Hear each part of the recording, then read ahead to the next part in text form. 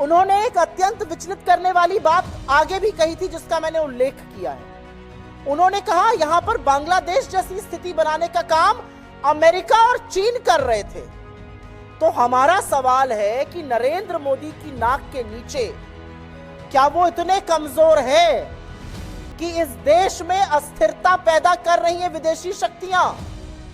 तो इस पर पार्टी तो नहीं बोल सकती है। इस देश के विदेश मंत्रालय को, इस देश के गृह मंत्रालय को इस पर जरूर बयान देना चाहिए, जरूर स्पष्टीकरण करना चाहिए, क्योंकि हम भी परेशान हैं। आपकी सांसद कह रही हैं कि हिंदुस्तान की सरजमी पर अस्थिरता पैदा करने का काम दो विदेशी ताकतें अमेरिका और चीन कर रहे हैं। इस पर आपका क्या मत है? क्या यह सच है? अगर सच है तो आपने क्या कदम उठाए हैं? आपने क्यों नहीं इस विषय को साझा किया है? और अगर यह झूठ है तो इसके खिलाफ भी, इसकी मुखालफत करते हुए भी सरकार के मंत्रालयों की तरफ से बयान आना पड़ेगा। यह हल्के में नहीं ली जा सकती है बात। सत्तारूढ़ दल की एक सांसद कह रही है कि अमेरिका और चीन भारत में परिस्थितियां बिगाड़ने की, अशांति पैदा करने की, अस्थिरता पैदा करने की साजिश कर रहे थे। इसका जवाब कौन देगा? और एक बहुत बड़ी बात यह है कि तमाम ऐसे लोग हैं भारतीय जनता पार्टी में जो अपने आप को किसान नेता कहते हैं, वो क्यों चुप बैठे हैं?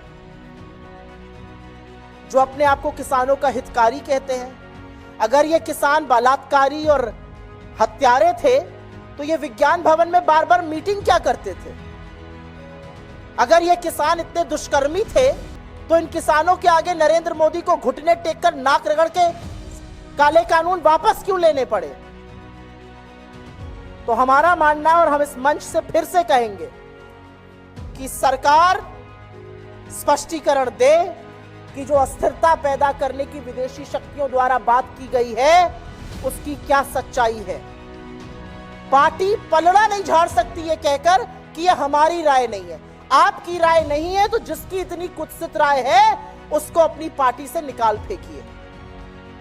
मूल मुद्दा यह है, यह हम आपके सामने आके कहना चाहते थे।